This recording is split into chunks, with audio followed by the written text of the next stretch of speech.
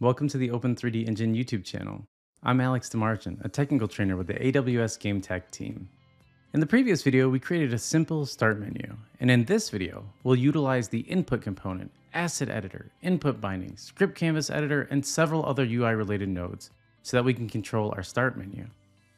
Now, one last point, as mentioned, the O3DE engine is open source, and the O3DE community is constantly making important updates, so please check back often for more O3DE related content. Thank you, and enjoy the video. Let's begin by adding the input component to the Start Menu entity. In our Entity Outliner, select our Start Menu entity. Then, in the Entity Inspector, click on the Add Component button. In the search field, type Input. Select the input component. An input component can be used to bind raw input to events in your game. It references an input.bindings file, which binds a set of inputs such as a mouse, keyboard, game controller, and so on to an event. For our game, we'd like to set up an input binding so that when our Enter key is pressed, we start our game. Let's create that input binding now. Input bindings are created through the Asset Editor. We can open our Asset Editor by clicking on the Tools menu at the top of the screen, and then in the drop-down menu, selecting Asset Editor. Alternatively, the Asset Editor can also be opened by clicking the Open an Asset Editor button on our input component. With our Asset Editor now opened, locate the file menu contained within it. Next, select New, then in the drop-down menu, Input Bindings. You'll notice that a new input event asset has appeared. Let's save this in our Assets folder. In our Asset Editor, select File, Save As. I went ahead and created a folder labeled IB, where I'll be saving my input bindings. Let's give our input binding a name like Keyboard, then click Save. Back in our Asset Editor, click the plus symbol next to our input event group. In the event name text box, enter the text Enter to Start. We'll later use this input event in Script Canvas, so take note of its case and spelling. Now click the plus next to our event generator. In our Class to Create window, we want to select our Input Event Map class. This will give access to our keyboard events. Click the OK button. You should now see a new input device type. In the Input Device Type dropdown, select Keyboard. Then, in the input name, we'll select Keyboard Key Edit Enter.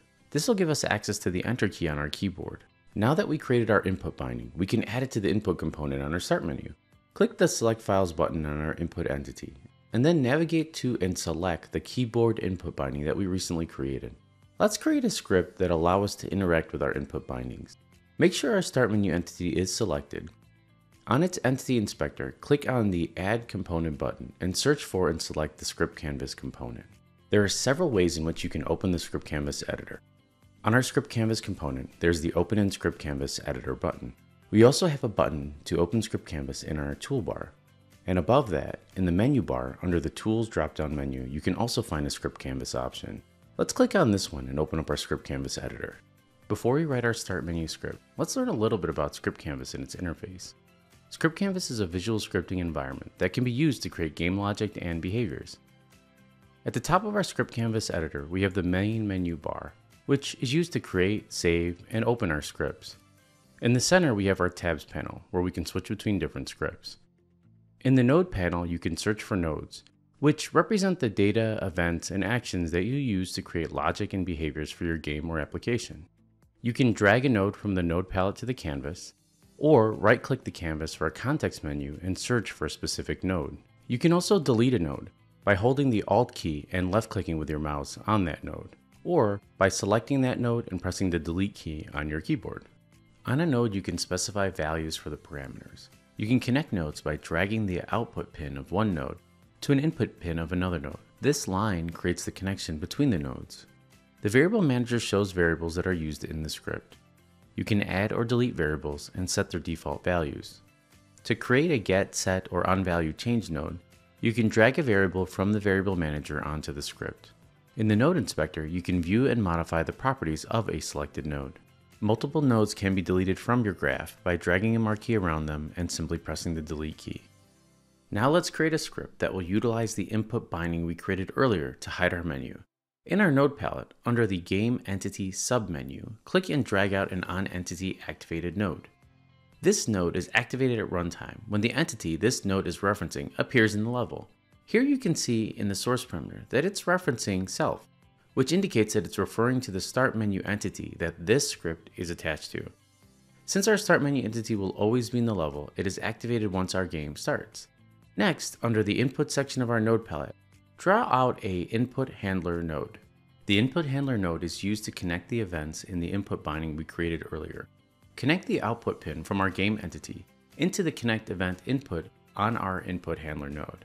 To ensure accuracy, let's return to our editor to copy our event name. Back in our game editor, copy the enter to start event name from our asset editor. Now let's return the script canvas to paste it into our input node's event name field. In script canvas, type or paste this name in the event name parameter. Make sure to double check your spelling and there are no trailing spaces. Let's test that our input handler is working by adding a print node. This node can be found under the utilities subsection debug and is great for debugging our script. We want to detect whether or not the enter key is pressed, so connect the pressed output pin to the in pin on our print statement. In the value parameter, delete the curly braces and the value text contained within them and type enter key pressed.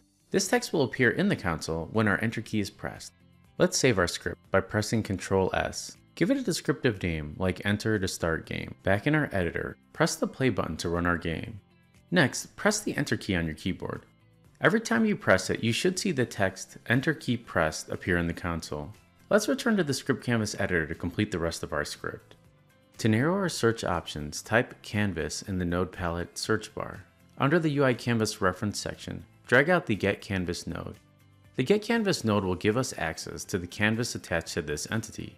Connect the output pin from our print node into the input pin from our get canvas node. Next, under the UI canvas section, look for the set is enabled node.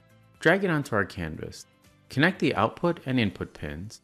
And finally, the entity ID pin to the source pin of the set is enabled node. This node will set the enabled property of our canvas on or off depending on its current state. For us, when we press the enter key, we want to disable the visibility of the UI canvas from the viewport of our game.